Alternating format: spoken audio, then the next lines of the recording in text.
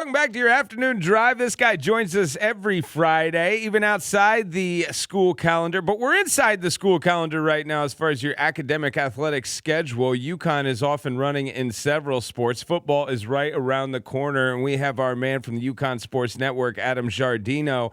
Adam, man, I'm getting hyped for football. I've been watching a lot of UConn recaps, those videos, the mini movies, all the way back to 2023 season or 22, where we were doing the revolution of UConn football. I'm just getting so pumped up, man. Like, practice is about to start. We had a scrimmage last week. We got another scrimmage coming up. But I'm super excited. And then now I saw, because I wanted to talk to you about this, I saw rule changes for the NCAA. And I was kind of privied on this before the season started. I knew this was coming down. But one I find very fascinating.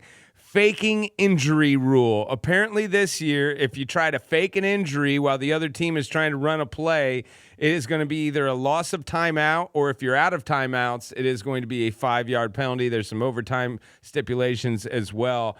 What are your thoughts on this rule? How much did you see it when you're roaming the sidelines for the UConn Sports Network? How much is this a problem? Maybe not in UConn's world, but in the rest of college football. Yeah, I guess the tape says that you need to, if you're going to cramp up, you need to cramp up during a very specific portion of a play, right? I mean, like, that's really what is going to be hard to differentiate and sift through, is when these guys go down on their back and the training staff comes out and, you know, you put one leg up in the air because you're working on a hamstring or you're working on a calf and you're stretching out that, you know, you got your hand around the ankle and the athletic trainer's pushing on the foot. I think that's really what we're talking about. And so teams and players know to do that because it's something where you will miss a snap and then you can, oh, I'm good, I'm right back out there. And that won't raise too many flags. And so obviously it had become enough of a problem where, yeah, it's something that needed to be put in black and white. I wonder if, you know, when we think of, you know, it's cold during a baseball game, and there are certain games where the umpire crew allows you to blow into your hand to warm up your hand as a pitcher. Okay. All right. But otherwise, if it's, you know, is there going to be a cutoff where, hey, it's 86 degrees today and we're playing in Oxford, Mississippi? Cramping is understood. It's going to happen. I don't know. I don't know how that's to be enforced. I read some of the, you know, the initial language with the rule, but I think, like anything, it's going to be implemented, and then we'll go back to the drawing board and tweak it so that it's really effective the way that it needs to be. Because, yeah, I think that the University of Oregon shouldn't be penalized just because the other team's getting creative and, you know, lying flat on their back just to slow you down because you're an offense that operates at hyperspeed. So, yeah, I think that it's a problem. You know, it's interesting. UConn was the 41st fastest offense in the country last year in terms of time between snaps, but I didn't get a sense that opponents were doing that to UConn. And you can kind of tell when it's happening. So, I don't know. It doesn't feel like in the games that we're calling, that we're standing on the sidelines for, that I got a sense that it was happening that often. But obviously it's enough of a problem that it needs to be addressed, and that the teams that think they have an advantage on offense also feel like they're being schemed against in a way that really isn't by the book. So I'm an offensive guy, and in college we were one of these offenses that tried to play as many plays as possible, try to go as fast as possible. So I've always been a hater of this cheeky move that colleges kind of figured out, where their big sloppies will look over the sideline and an assistant coach will yell, go down, and like 5 of them go down all of a sudden. And it's like, okay, you're obviously faking it. But I've never figured out a way to actually police this, because what if they're really hurt? Like, that's always the thing. It's like, oh man, come on. And then you go out there like, no, he lost a leg. Like, he does not have a leg anymore. Now, obviously you could see that, but like, how are these refs supposed to police whether or not you're hurt or you're not? Or are they just taking it a blanket thing? If you go down, your team is taking a timeout.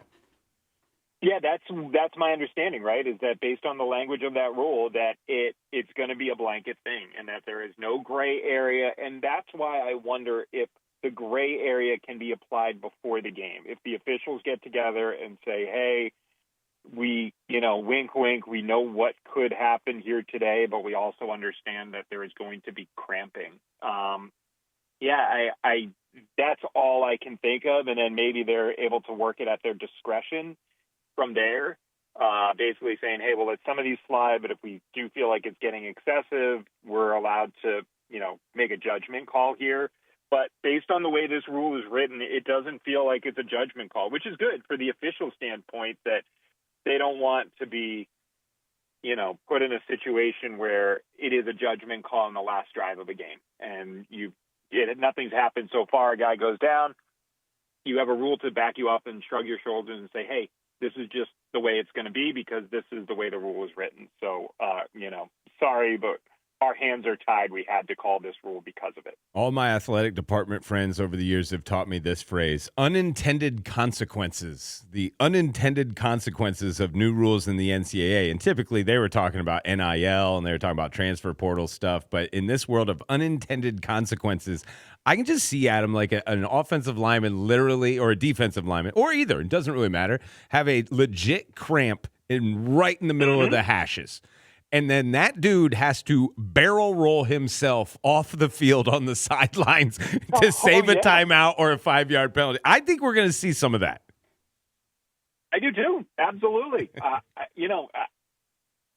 then at that point, if we're really talking about a defensive player doing it and the offense is working that quickly, that guy's not rolling off the field in time either. So it's going to be there's going to be some moments where we're probably going to see some 11 on 10 because a team doesn't want to take the timeout. A team doesn't have the timeout. They don't want to take the 5-yard penalty. And they're just going to have to play with a guy pancaked on the ground while he's doing his darndest to get off the field. Yeah, I totally agree with you. It's going to be, on all the college football wrap-up shows when it happens the first time. But I don't see a situation in which we go through a season and we don't see that happening multiple times late in the game when a team legitimately has a guy cramp up. The big news in college football today is the NCAA came down on Michigan and their dirty deeds of their national championship season a year ago. So show cause for Connor Stallions for 8 years, show cause for Harbaugh for 10 years. They're going to have Coach Marone sit out a handful of games. They lose some communication privileges. Love to see them police this on their recruiting. Plus, they're not going to be able to collect any postseason money, and they're going to have to pay back. I've saw some of the reports that say roughly about $50 to $70 million, which for the operating budget of University of Michigan football, that's $72 million a year, and that number continues to grow. My question on all of this that I don't think was answered today, it was my question at the very beginning of this scandal. Did Michigan cheat? Yeah, absolutely. Yeah, they 1,000% cheated.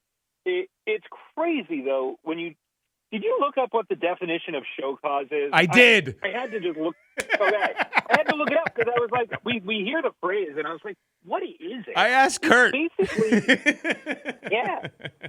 Did Kurt know, or did Kurt you have to look it up? Kurt told me to look it up. Yeah.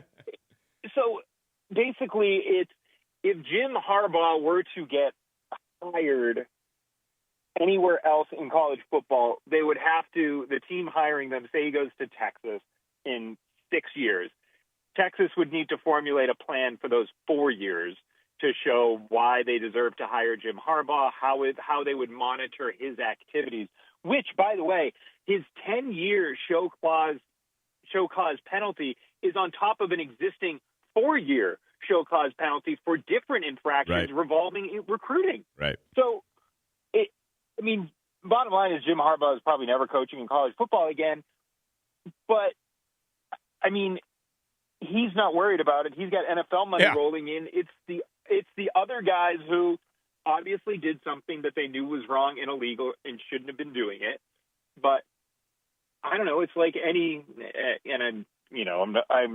this is a phrase I'm going to use, but it's like any crime syndicate. I'm not saying University of Michigan football is, the mafia, but it's always so hard to really penalize the people at the top. And the Stallions guy, who obviously was a major cog in all of this, but probably it wasn't his idea to begin with. I think he was just swept up in, or if he is, he's the biggest, small-time henchman that's ever existed in college football. Could be.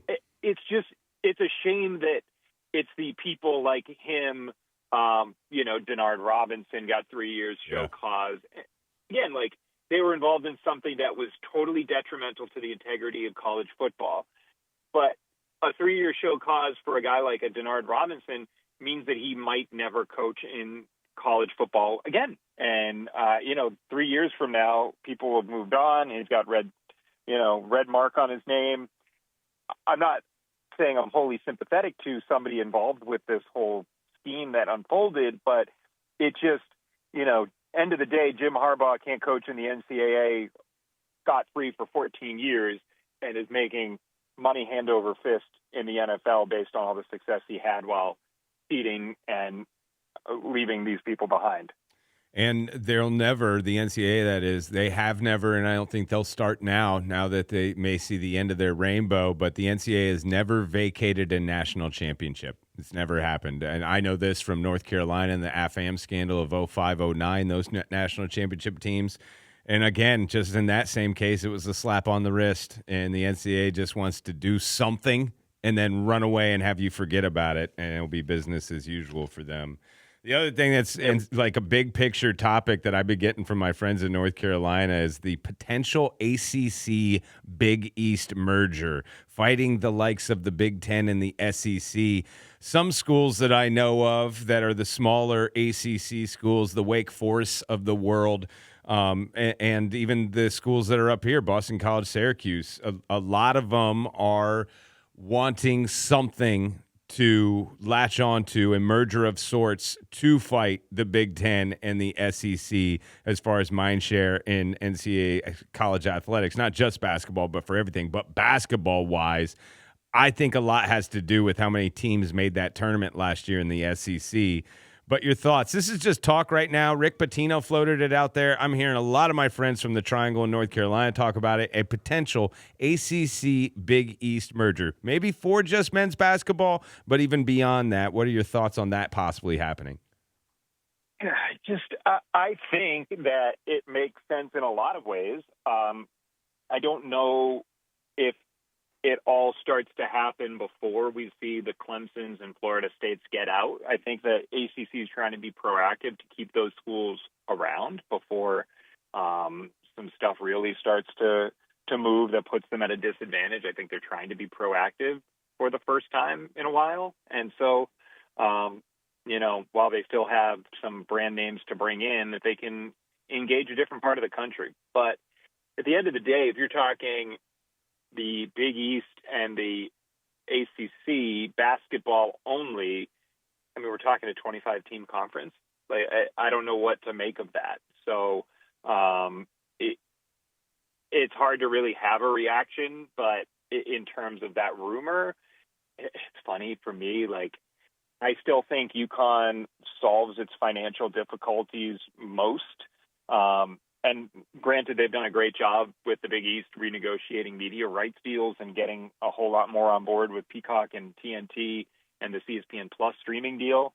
But I think UConn, really, the one piece that's still hanging out there is their independent football program. And I don't know if by joining as if this were a basketball only move, if we're then able to talk about UConn, if the football program is able to join the ACC is just an added bonus, then I think that's a huge move financially for the university. But I don't think that for UConn joining the ACC as a basketball only, it's great. You'll get games against North Carolina and Duke and these other schools. But I just don't think that translates directly into the kind of money that changes everything. I still think it's what happens with football is the thing that's going to determine the biggest money landscape effect that UConn can experience. So, holding my breath at a 25-team super conference made up of a lot of really good basketball programs, that's great. But does football get an invite to the ACC as well as the only, football playing school in the Big East, that would be the thing that really seals it for me and makes it a no-brainer. So true. And you can see it even today. Like, everybody wants this basketball program. Illinois just signed a 2-game series deal with UConn. They'll be playing one at Madison Square Garden. The other one will be at the United Center in Chicago. So neutral sites. But just like you said, like, they want UConn hoops, man. They definitely want UConn hoops. Do they want UConn football? And I think another year for UConn football, stacking up some wins in that column, in which I think they're poised to do, maybe turn some heads in that UConn football direction for that conference.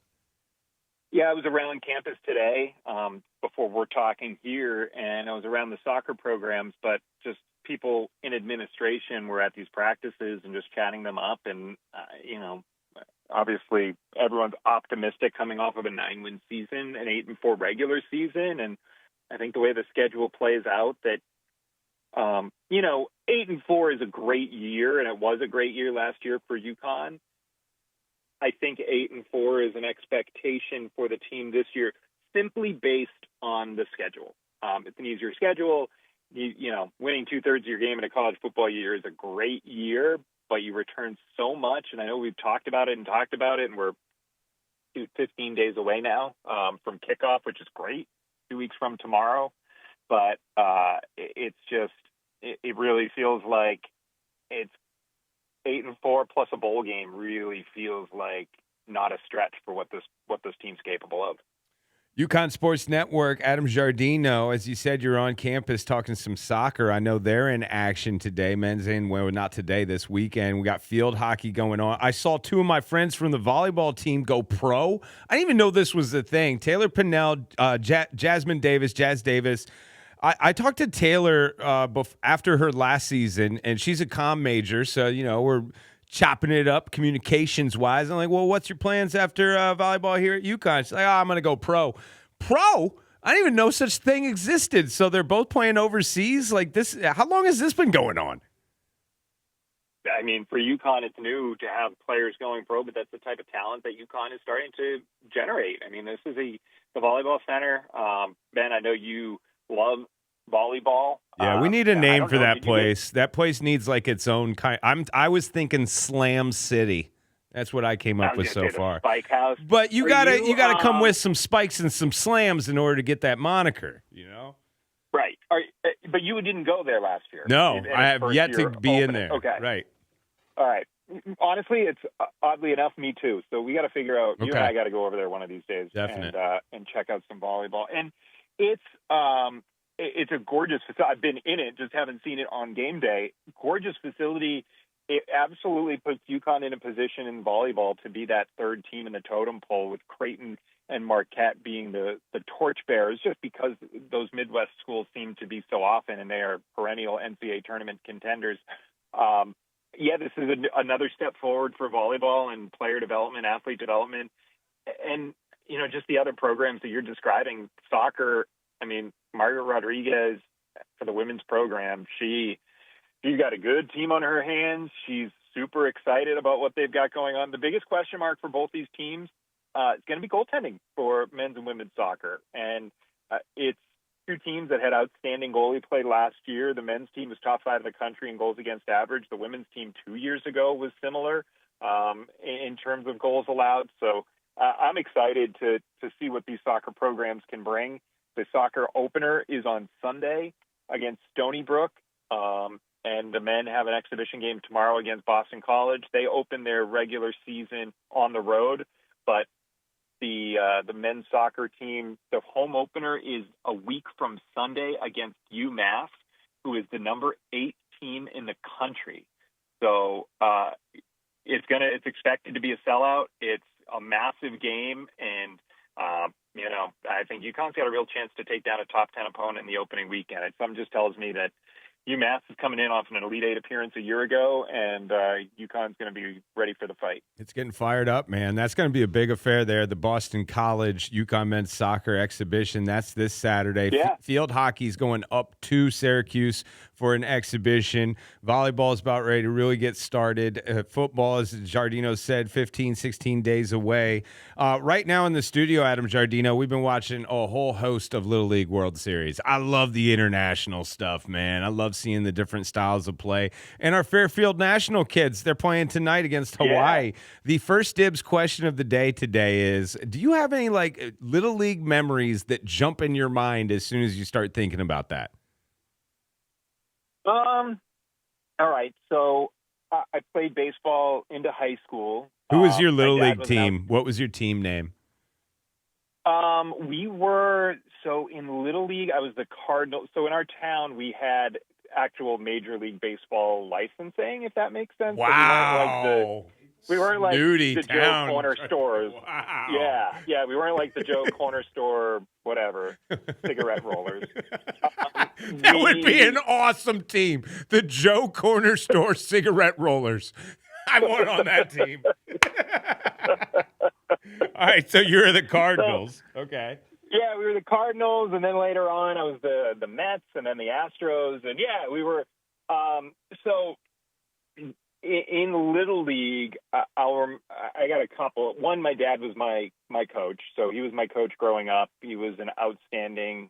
He was the Massachusetts Gatorade Pitcher of the Year his senior year of high school. He went on to pitch 4 years in college. He actually pitched on the Cape League, and within a couple of weeks was taught a slider and promptly needed Tommy John surgery. So that ended his pitching career. Yeah, he was a D3 pitcher, D1 coach, taught him a slider, and that was the end of it.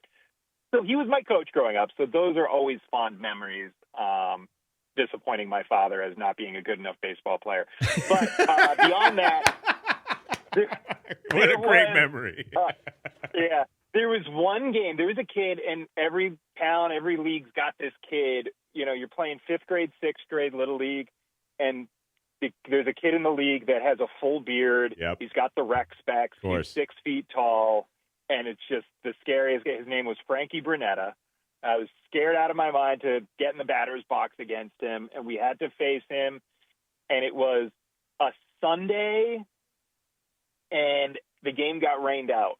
And so we had a rescheduled game that we played them on. Basically, they had back-to-back games, and Frankie pitched a complete game the day before facing us, so he couldn't then come out and pitch the next day.